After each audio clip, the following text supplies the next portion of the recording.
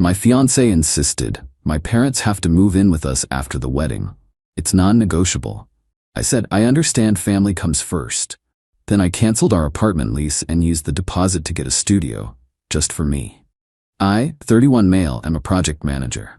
My entire job is to look at a list of demands, a budget, and a timeline, and tell people what's actually possible. I deal in reality. I make things happen, but I can't make miracles.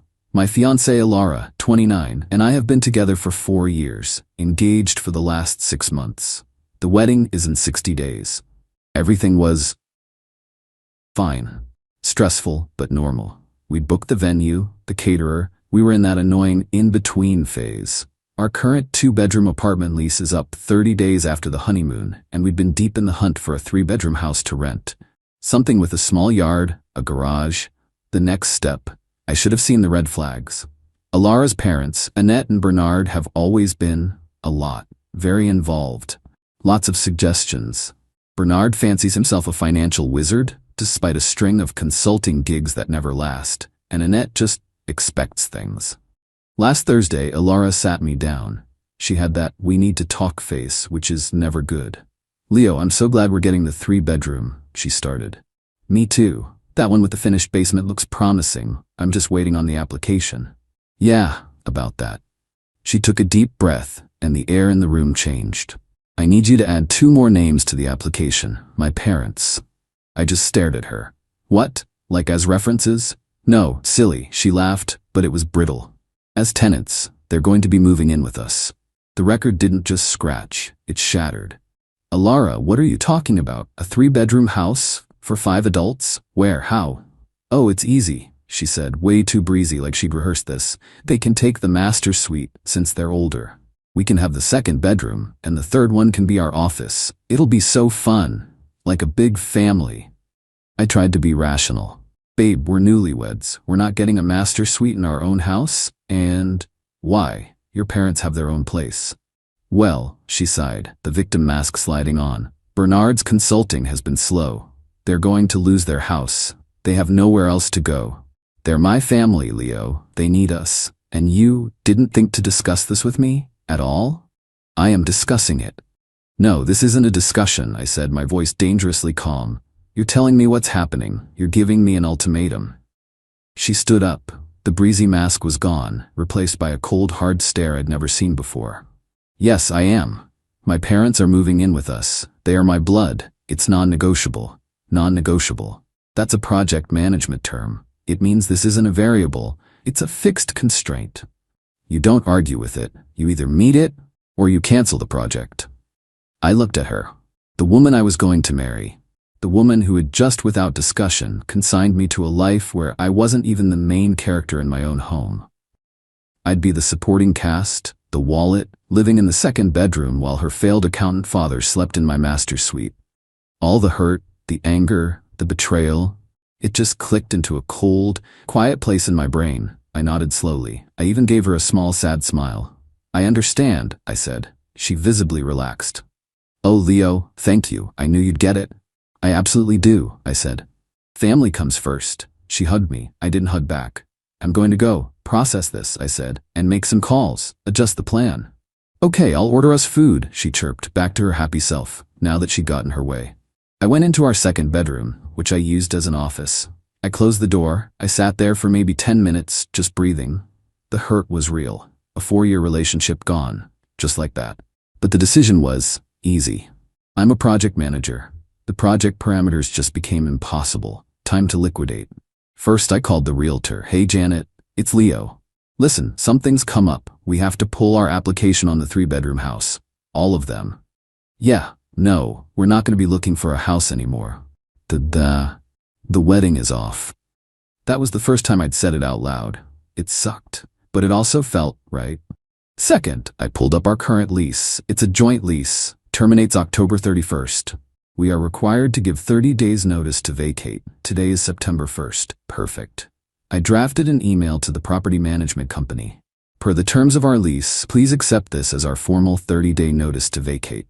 We will be fully moved out by midnight, September 30th. I sent it. CC'd Alara. Third, I opened a new browser tab.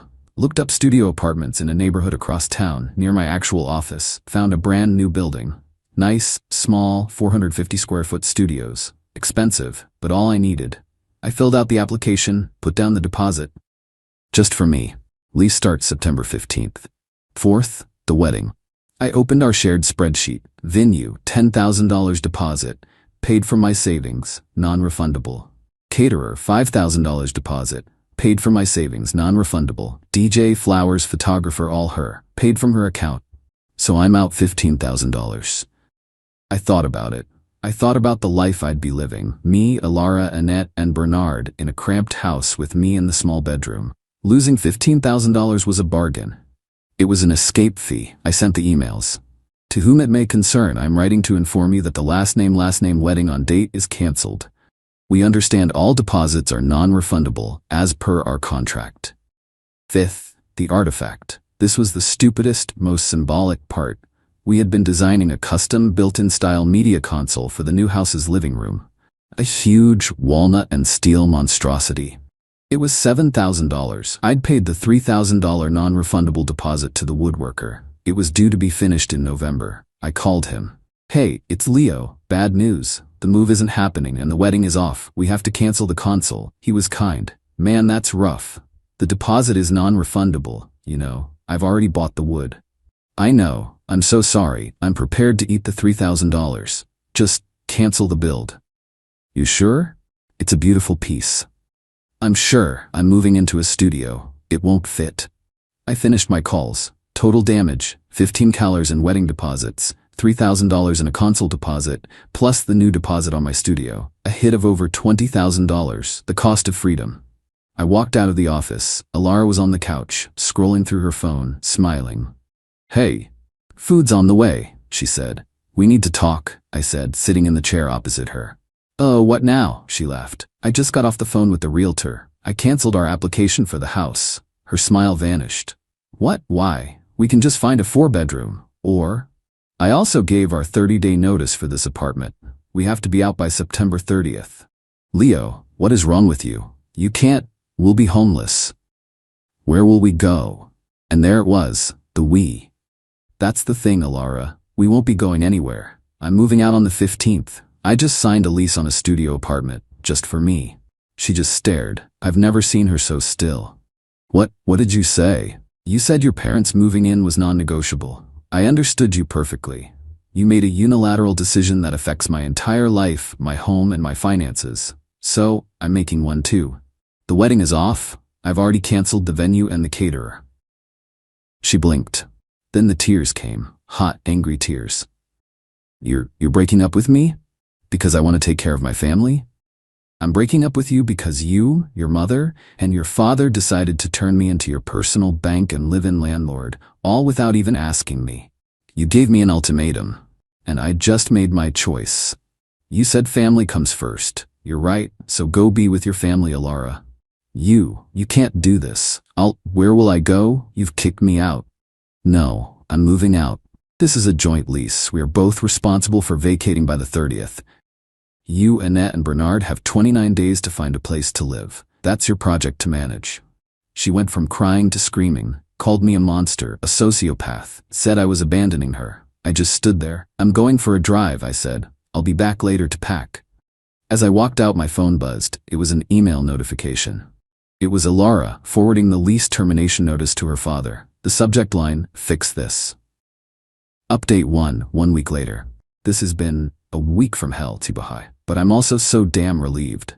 Thanks for all the messages. It's wild to know how many people have dealt with this kind of bait and switch. So I'm writing this for my new studio. I moved my stuff over 3 days, Sep 14 to 16. It's small, but it's quiet. The couch from our old apartment, which I paid for, fit, but just barely. The rest of my stuff is in storage. Alara, as you can imagine, did not take this well. She apparently thought I was making some grand empty gesture. That I was bluffing. That I'd come crawling back and agree to her terms. She realized I wasn't bluffing when I started packing my clothes. The first 48 hours were just noise, crying, screaming. Then the negotiations began. Leo, okay, I get it. You're upset. She cornered me in the kitchen while I was packing my Nespresso. We don't have to take the master suite. They can have the second bedroom. And the third one. We can build a wall in the living room. Elara, stop. It's not about the floor plan. It's about the fact you tried to force this on me. It's over. Then, as predicted, the parents got involved. The first call was from Annette, her mom. Leo, dear, she started, her voice full of fake sugar. I think there's been a terrible misunderstanding. Elara is just so worried about us. We're family. You can't just throw us all out on the street. Annette, I'm not throwing anyone out. I'm moving out. Our lease is over. Elara has a job. You and Bernard can all go find a new place together. The sugar vanished. You selfish little brat. We've been planning this for 6 months.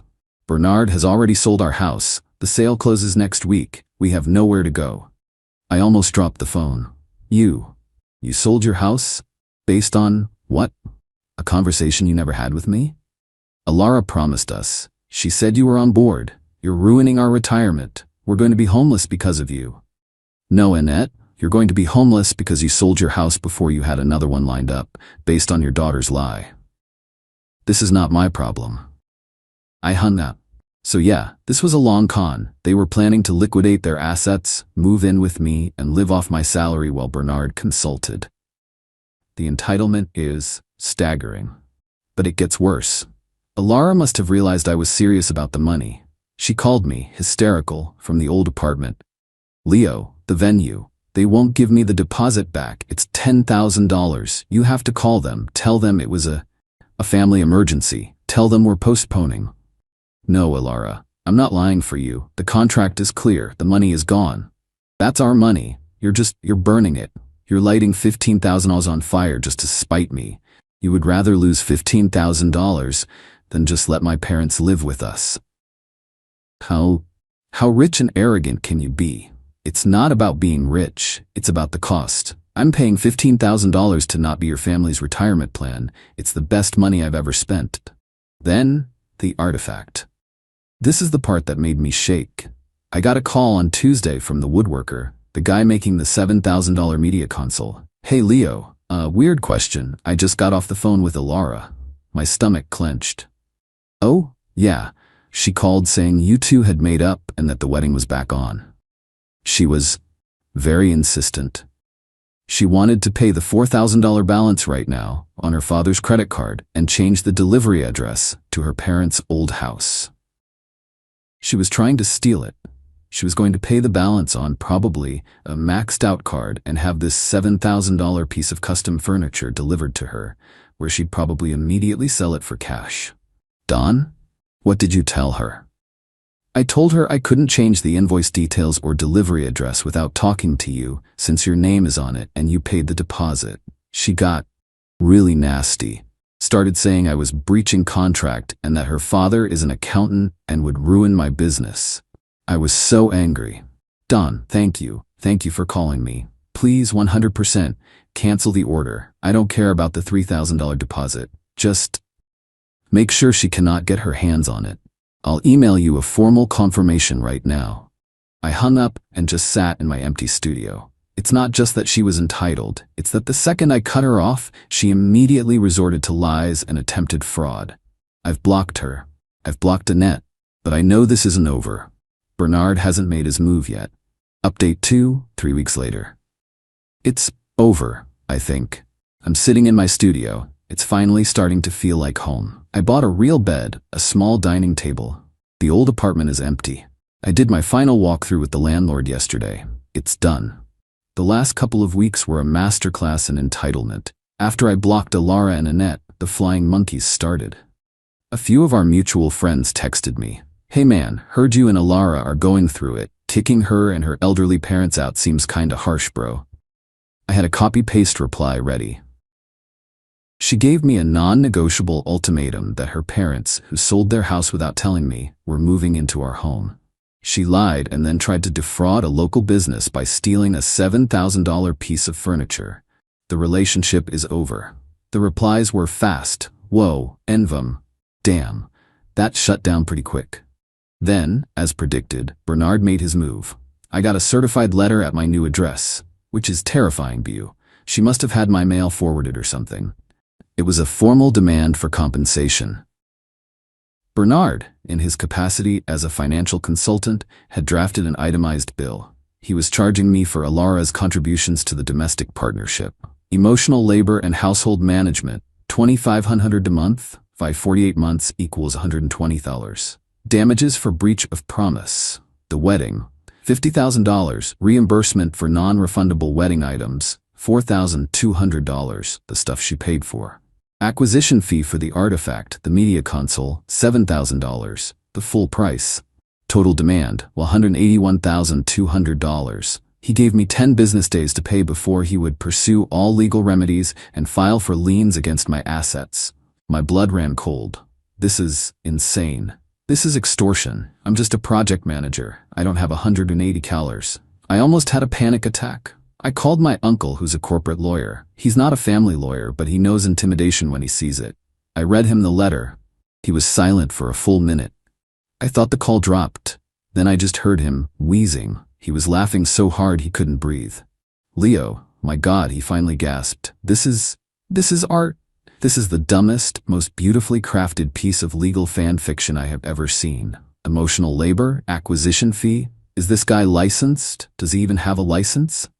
I don't think so. He's a consultant. Okay. First, breach of promise is barely a thing in this state, and it wouldn't apply here. Second, you can't bill someone for emotional labor in a relationship. Third, he's admitting to the attempted fraud with the console. This is a gift. He sent a letter back on his firm's official, terrifyingly expensive letterhead. It was short. Mr. Vance, your letter to my client, Mr. Leo's last name, has been received.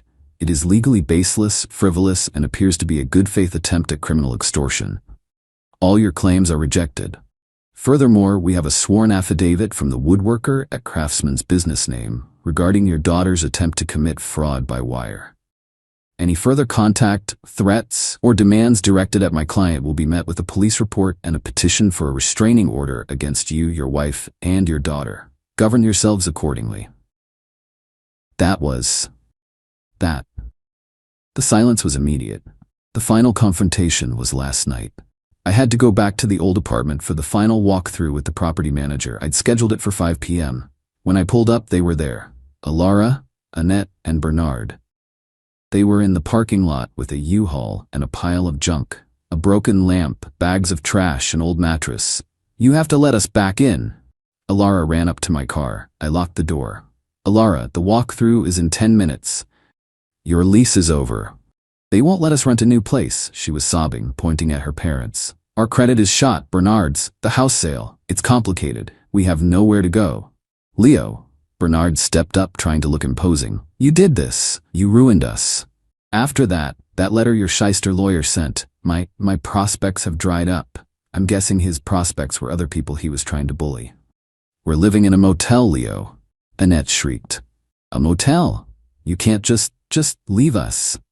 The property manager pulled up, a no-nonsense woman named Trish. She got out of her car. Folks, what's going on here? You were supposed to be out by midnight yesterday. It's his fault. Alara screamed, pointing at me. He abandoned me. He kicked me out. I just looked at Trish. Trish, I moved out 2 weeks ago. I'm just here for the sign-off. Trish looked at the pile of junk. Miss Vance, not only are you not out, but you've left all this trash. I'm going to have to charge you for the removal, and a per diem for every day you're still here. You can't, Bernard blustered. We're victims here.